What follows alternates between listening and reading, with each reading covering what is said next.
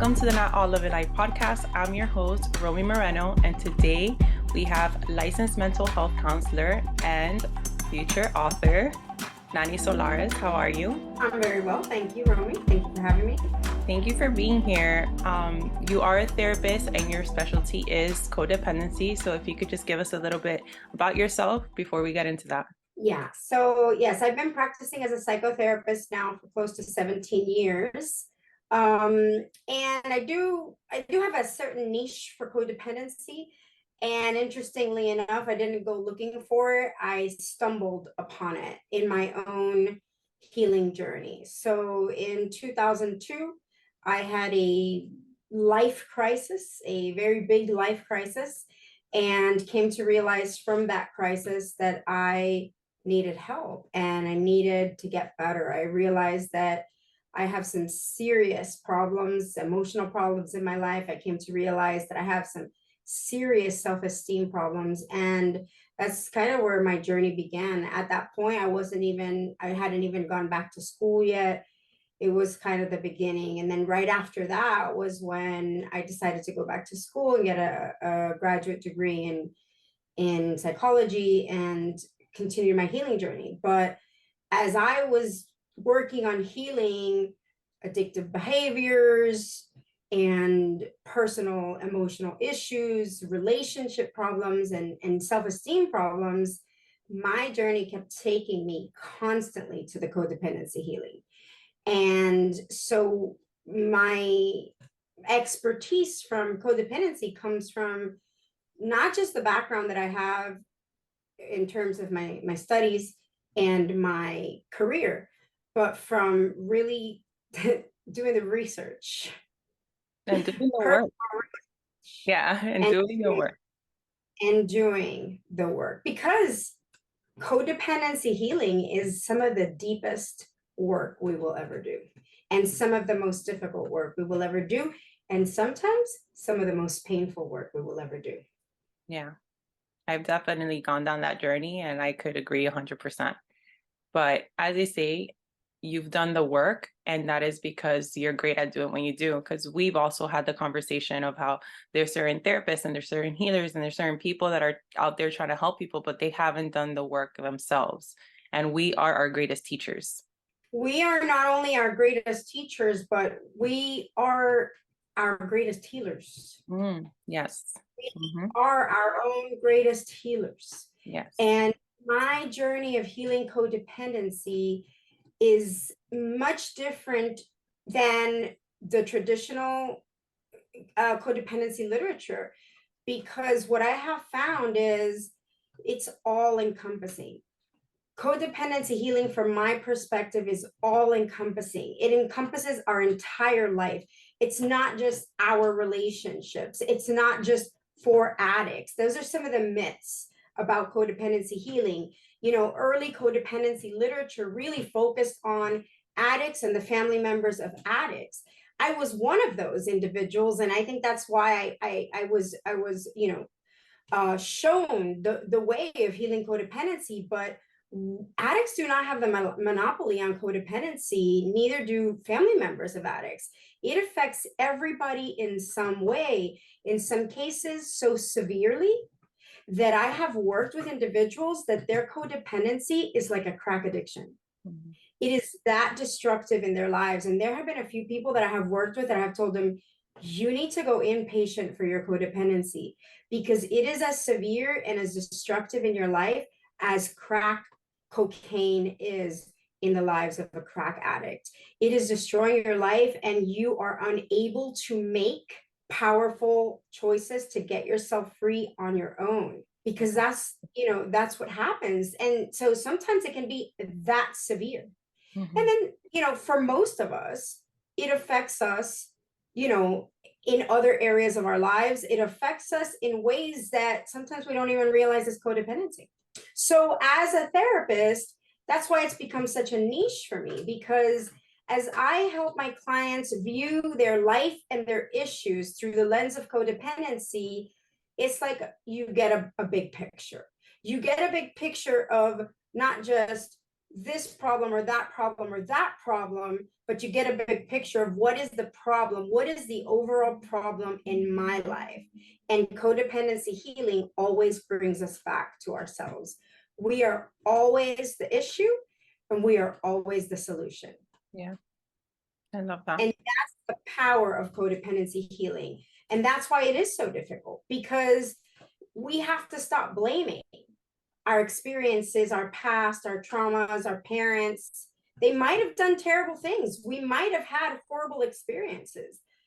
But at the end of the day, we will only change through the inner journey of self, through healing the inner self and finding our true power. Yeah, 100%. Can you explain what codependency actually is? Yes.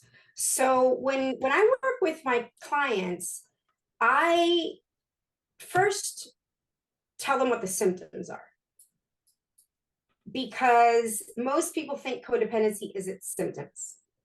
So that's why I like to first, okay, here's the symptoms. And now let me tell you what it really is. And let me tell you what the actual problem is. So I wrote a book called, so far, tentatively, because it's still in the editing phase, called The Healing Codependency, A Spiritual Journey to Our Higher Self.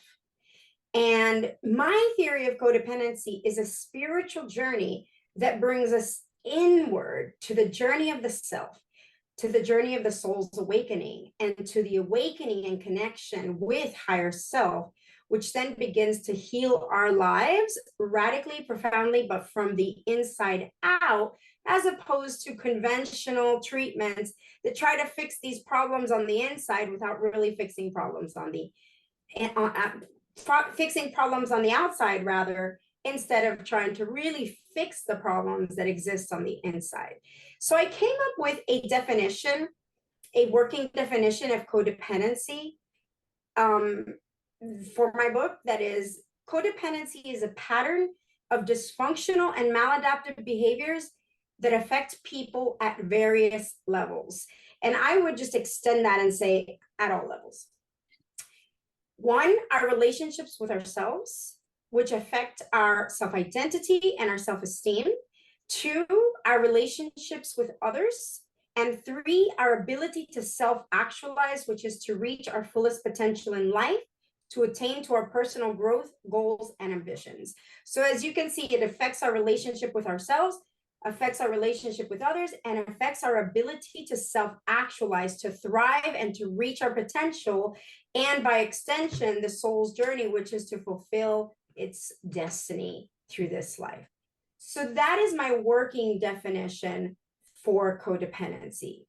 Now, if you'd like, I can tell you what the signs and symptoms of codependency, and this is where I tell my clients, okay, here I'm going to break it down, okay? And you tell me which ones you check off. Would you like for me to go there now? Yeah, let's do it. All right. So that's the working definition of codependency, which just tells us how it affects us and what aspects of our lives it affects. So these are some of the signs and symptoms. So individuals with codependency issues have an unstable sense of self. They don't know themselves well. They struggle with their self-identity. They're conformists a lot of the times. They're being who and what people expect them to be and do instead of actually who they are. And that's probably because they don't even know who they are. They struggle with self-esteem issues and worthlessness issues. They have an external locus of control, which means that their decisions are informed by the external approval or validation or expectations of others or the world around them. They lack an internal locus of control, which is our ability to really seek within ourselves and our own self-identity and our own principles to inform our choices and belief systems. So they tend to have an external locus of control. They tend to be very sensitive to other people's opinions. They're very sensitive to disapproval or rejection. They can be people pleasers and often are people pleasers. They lack the ability to be assertive. They lack the ability to raise conflict in relationships, to ask for what they want and need in relationships, and often go without what they want and need in relationships. They can be doormats. They can put up with things that they shouldn't put up with. They accept unacceptable behaviors. They have a hard time setting boundaries and limits in relationships. They have a difficulty saying no. And one of the I think the most painful aspects of codependency is that irrational codependent guilt. Codependents seem to feel guilty about everything.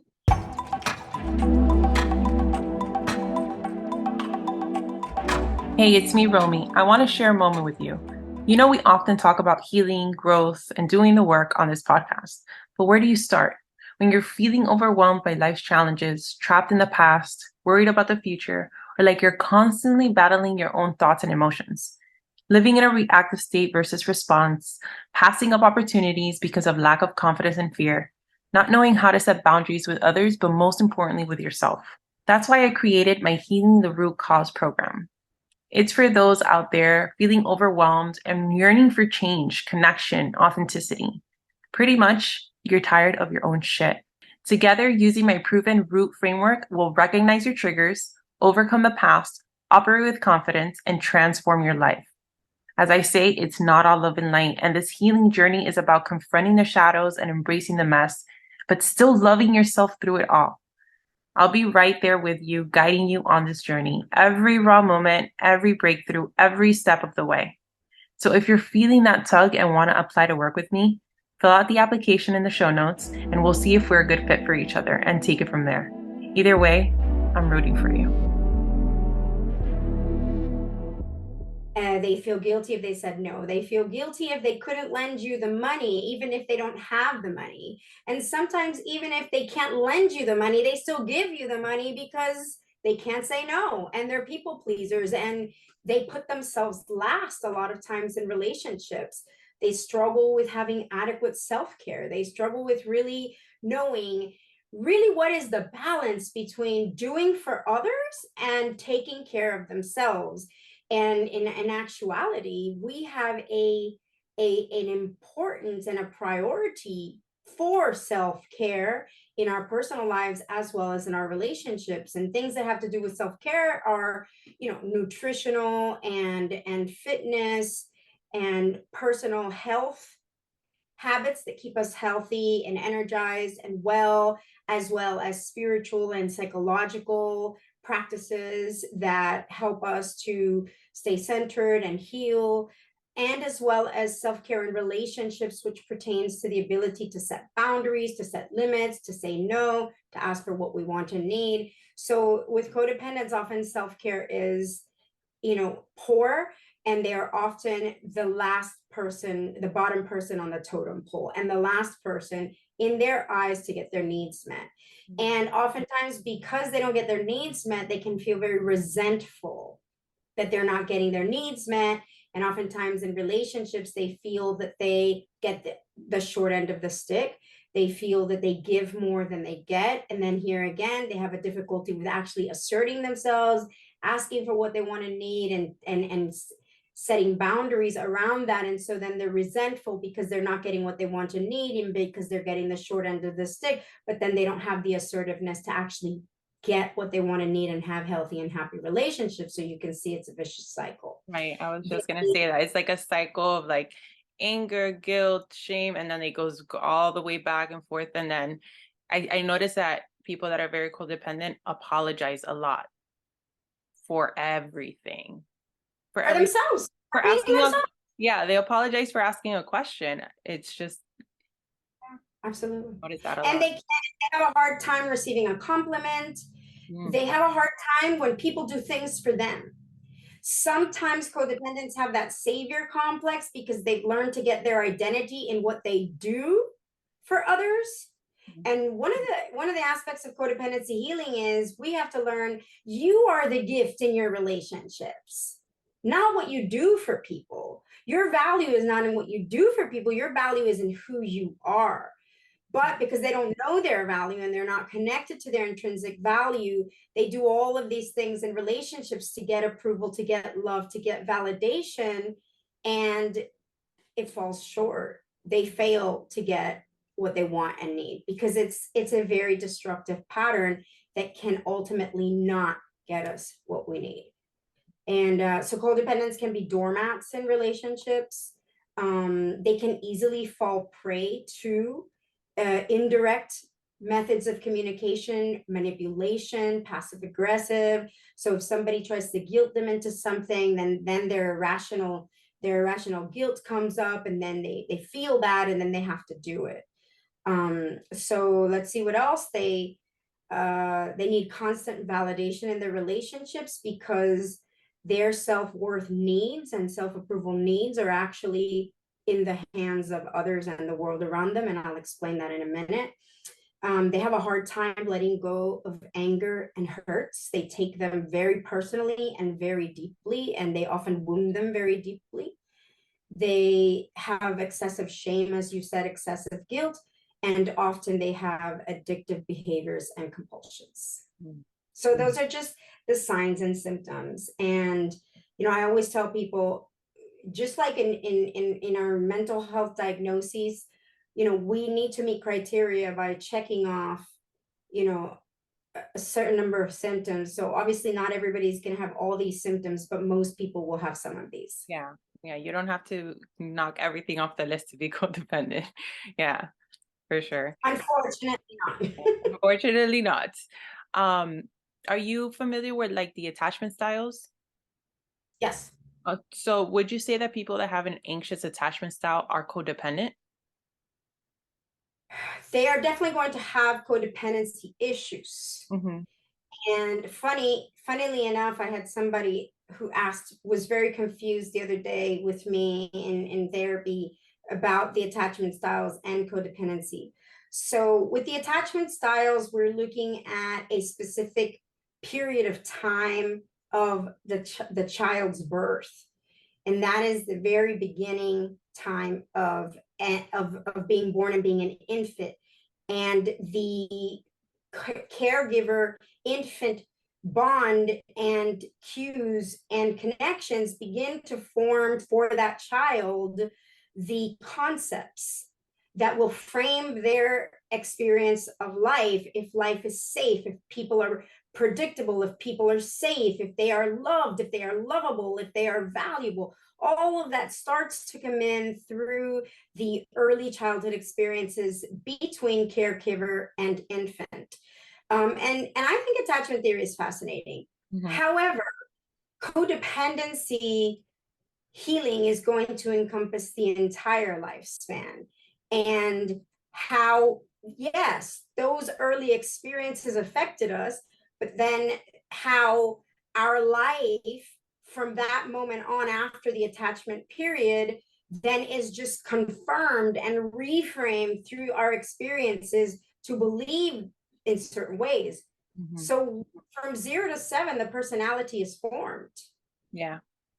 Mm-hmm. And after that, because this has formed the ways we see the world, ourselves, others, relationships, our lovability, our value, even the concepts of God and spirituality, all of those are belief systems. And depending on our belief systems, that's the way that we're going to interpret our world. And based on our interpretations and our perceptions, that's going to create our choices and our actions. So after the personality is formed from 0 to 7, then now we just start to confirm these belief systems through our choices and the experiences that come from those choices. So again, here's another vicious cycle. And this is the problem of this. This is the problem of codependency, is we just keep repeating these vicious cycles. We just keep seeing ourselves the way that the world initially showed us to see ourselves and the world and relationships, until we wake up and begin a healing journey where now we can start seeing ourselves more clearly. And from my perspective, from a more inward, energetic, spiritual, and even divine perspective. So how would you say that codependency is built? Like, how does it develop? Yes. So and this is my theory in particular. Mm-hmm. So I haven't heard this from any other theory, but this is the theory that I've created from my own experience in codependency and what I see with other people. So for me, codependency happens because invariably, when we are children, we cannot get or develop a self-concept, right? We have to look to the external world to tell us, who am I? What's my value? What's my worth? What am I good at? Am I good? Am I damaged? Am I valuable? Am I pretty? Am I ugly? Am I stupid? Am I unloved? Am I rejected? Am I abandoned? So our experience of life that is being reflected through our circumstances, through our family of origin, through our relationship with our parents, through things that happen to us, start to really give us a sense of who we are. And this is the personality that is developed. So the personality that we develop from the external experience of life is the lower self and is ego. But because children cannot develop a self-concept because the brain hasn't developed and they cannot do that, and then they're not taught to do that, especially here in the West, where we're not taught the internal quest for self. We're taught here in the West to always look externally for everything, for happiness, for security, for love, for approval, for validation, for worth. Everything is external. And so we have no choice but to develop an ego. We have no choice to develop a false identity, because that's the only identity we can form. And that identity begins to inform our choices, our principles, our values, who we are, who we present ourselves to be, and who we come to believe that we are. This is me. I am my personality. And that to me is the codependency trap, because they only have an external concept of self. And because they only have an external concept of self, they have to keep searching outside of themselves to continue to bolster and validate those identities. I am beautiful. I am intelligent. I am the jock. I am the dancer. I am the cheerleader. I am damaged. I am broken. I am abused. I am traumatized. I am unwanted. Those are all examples of the false identities that can develop through our lives. And a false identity, we have come to believe that that is who we are, because our search is only external. So for me, in my codependency theory, healing begins when we start to search inwardly for self-identity, self-approval, self-love, self-worth, happiness, and peace and security. See, we're all looking for identity, happiness, and security, but everybody's been looking down the wrong path because they can't find it outside of themselves. When we find our identity from what is reflected back to us, it's a false identity. It's a house of cards. Who we are is innate, spiritual, energetic. We are light and love. We are not a physical body. We are not what we look like. We aren't even a gender.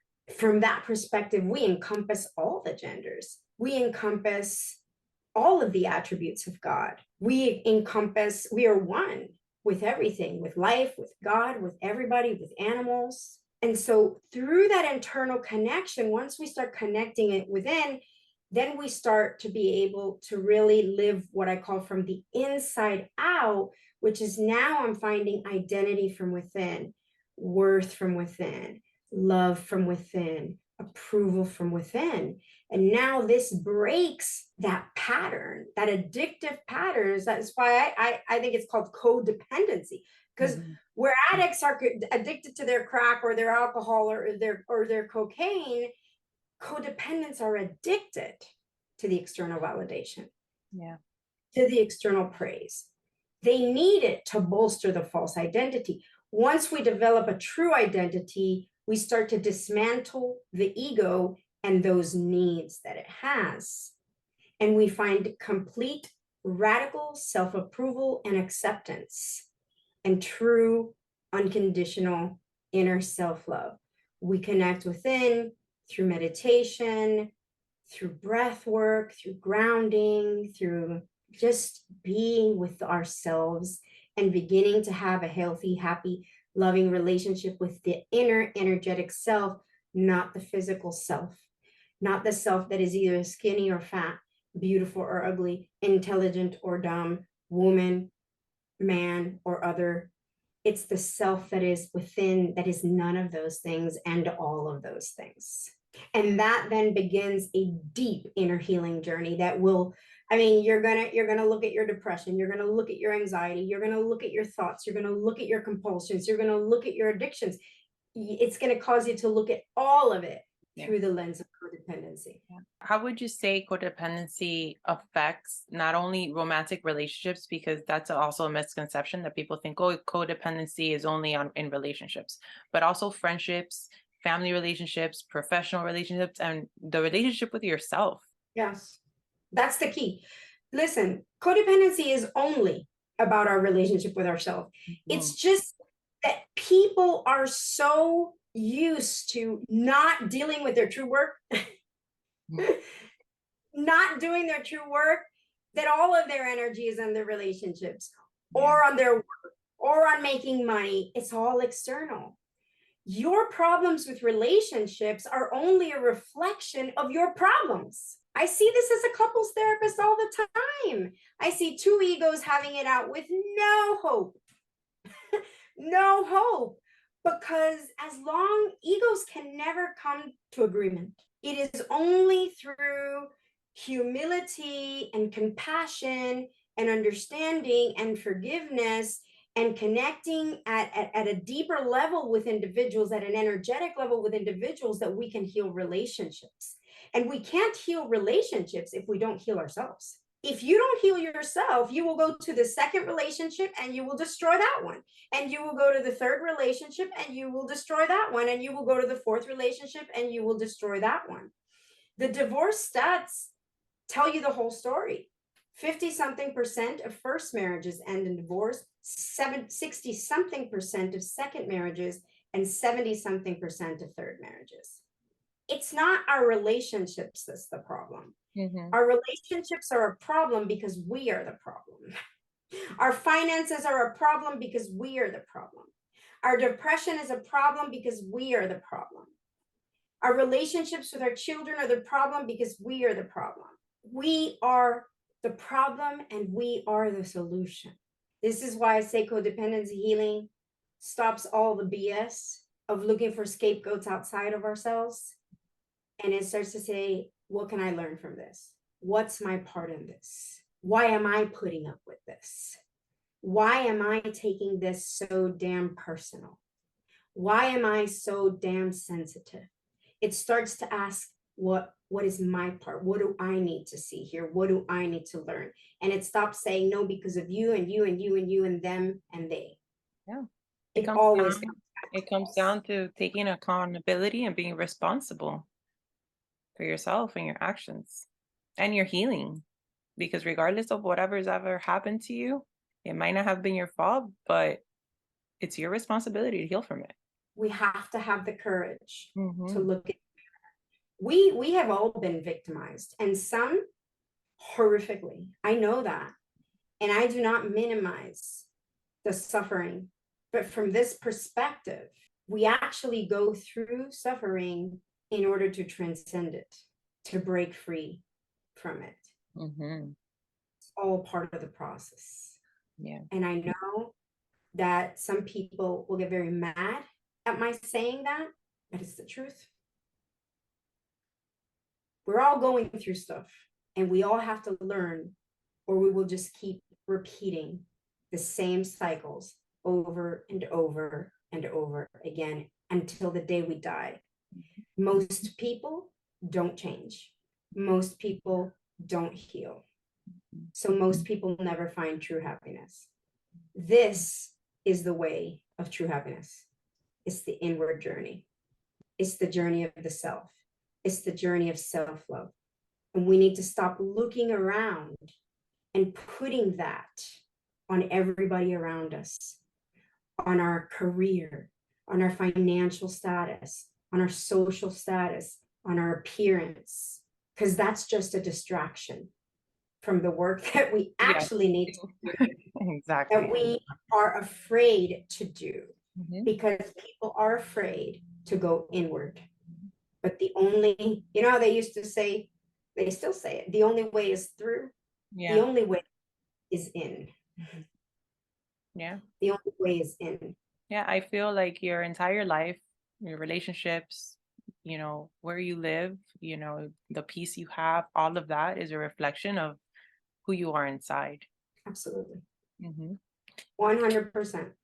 What are some setbacks that you see your patients or people that you know have on this codependency journey, and how can they overcome them?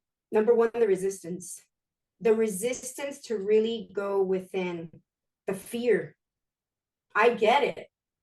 But let me tell you, any of us who've done a healing journey, and yourself included, Yeah. can all say it's not for the faint of heart, but it's worth it. It's absolutely worth it, because we find our life, ourselves, our destiny, our strength, and our power in it. Yeah. And if people keep running from their stuff, they're just going to be running their whole lives.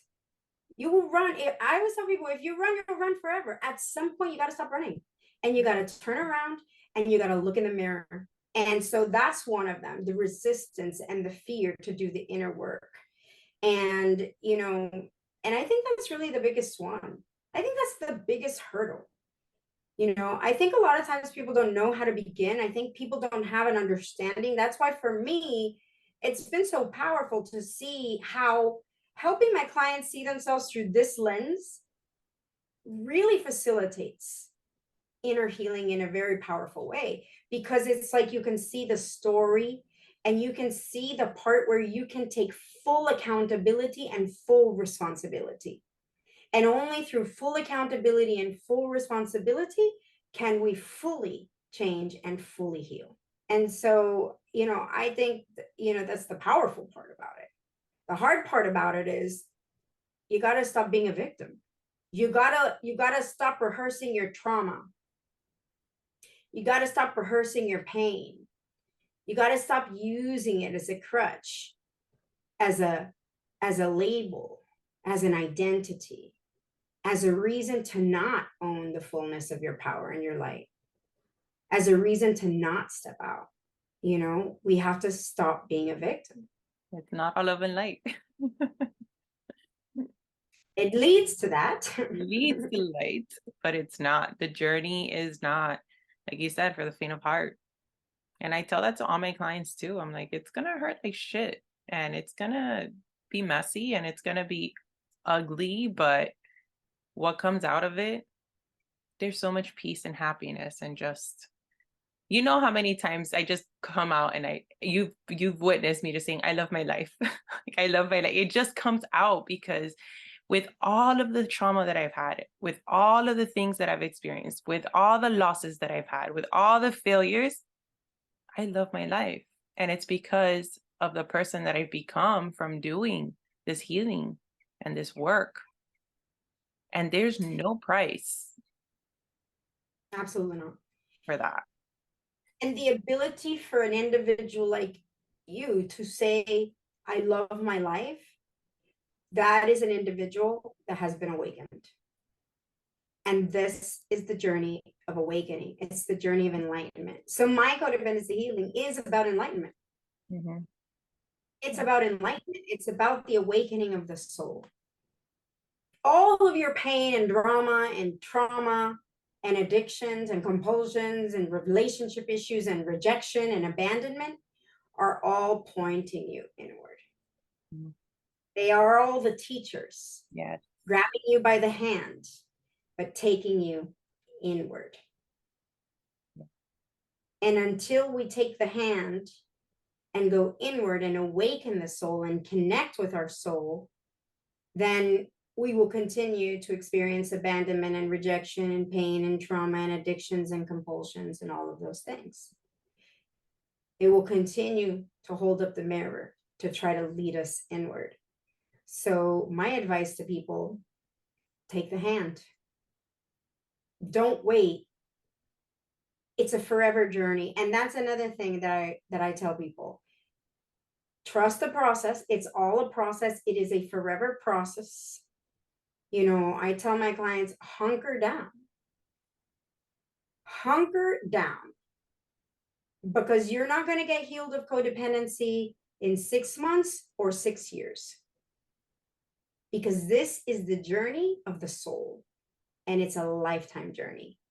It starts with healing all the mess and all the trauma and all the crap that ego picked up along the way, because that's what ego does, is picks up a lot of crap along the way.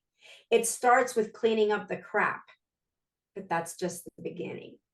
Then it leads to the spiritual journey, and it leads to the awakening of the soul, and it leads to the journey of actualization, and it leads to the journey of empowerment. It leads to the journey of owning and walking in our divinity and our energetic realities. It even leads us to our ability to access and live connected with the miracle realm, because it just gets deeper and deeper and higher and higher. And it all starts with the journey of looking at the mess, owning the mess, and beginning to take responsibility for it by beginning the journey inward. 100% true. I agree with everything that you said. I appreciate you coming on here and sharing. Is there any last things that you want to let the audience know? It's all about you. Mm-hmm. Stop looking outside yourself for answers. Yeah. Stop looking outside yourself for worth. Mm-hmm. Stop looking outside yourself for approval. Yeah. It's all about you. You will never find what you're looking for outside of yourself. What you give to yourself, no one could take away. Absolutely. Mm-hmm. And it's eternal. Yeah, forever. You're like the one person that's with you forever. Forever and ever. Yeah, heal that relationship, because it's the most important relationship you'll ever have. Mm-hmm. Absolutely. So Nani, where can people find you if they want to contact you and they want to definitely be following you so they know when your book comes out? Because I cannot wait for that book to come out and read it and highlight everything. Thank you. I don't really know when the book is going to come out. It's not going to be for a minute. Mm-hmm. I can be found on my website, www.nanisolares.com. And I am on Instagram and Facebook, and I have a YouTube channel called Healing Meditations with Nani Solares. And I'm also starting some teachings specifically geared toward men now, called Helping Men Heal. And I'm going to start a YouTube channel for that as well. And then I have my regular YouTube channel where I also put all sorts of like inner healing posts and videos and stuff like that. So amazing. you can Definitely put all of that into the show notes. All right. Well, thank you so much again, Nani, for joining us. All right, guys, if there's anything that you would like to ask Nani, feel free to send her a message and follow her, because she is amazing, very, very knowledgeable. And remember, guys, it's not all love and light.